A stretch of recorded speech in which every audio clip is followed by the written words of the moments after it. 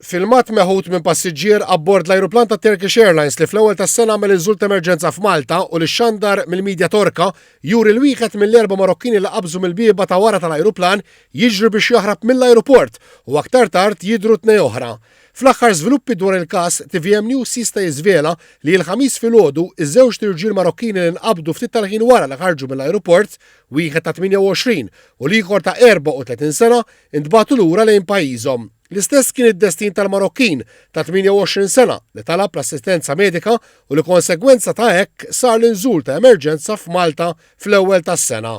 Sorsi qalu li apparti li ntbagħtu lura pajjiżhom l-awtoritajiet Maltin ħarġu lil dawn it-tliet irġiel projbizzjoni dwar l-ivvjaġġar. Dan ifisser li t-tliet Marokkini ma jistgħu aktar jirfsu Malta u lanqas f'pajjiżi oħra fiż-żona Schengen. Sorsi qrib l-investigazzjonijiet tal-Pulizija żvelaw li l-Marokkini kienu fost grupp ta' madwar 20 persuna li kienu qegħdin jiġu iddeportati mit-Turkija lejn il-Marokk u mifhum li l-irġiel li qabżu minn fuq l-ajruplan ma rridux imorru lura pajjiżhom u kien għalhekk li wieħed minnhom sosta mal-ekwipaġġ li beda jħossu ħażin u l bdew talab li għamel inżul ta' emerġenza f'Malta. Sa dan it-tant matul il-jum il-Pulizija ssuktat bitfittxija għal żewġ Marokkini oħra li rnexxielhom jaħarbu mill-ajruport u ppubblikaw ir-ritratt tagħhom kif jidher fil-passaport. Il-Pulizija qed titlob l-għajnuna tal-pubbliku biex min għandu xi informazzjoni dwarhom jikkuntattja fuq in-numru 119 jew fl-eqreb passa.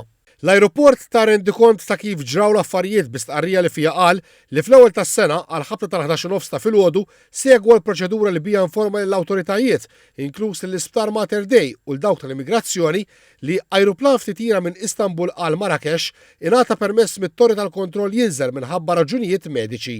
L-ajruport qal li s-surġent tal-Pulizija tal-Immigrazzjoni talab biex isiru arranġamenti għall-inżult tal-passiġġier li kien jeħtieġ l-għajnuna fosthom il-ftuħ ta' bieb wieħed biss tal-ajruplan, l-użu ta' taraċ wieħed u l-preżenza ta' tim tal-forzi armati fuq il-post.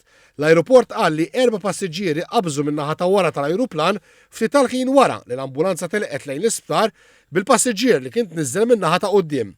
Żied jgħid li l-irġiel fetħu l-biba ta' wara mingħajr permess u żgiċċaw lill-uffiċjali tal-Armata li kienu stazzjonati ħdej l-ajruplan.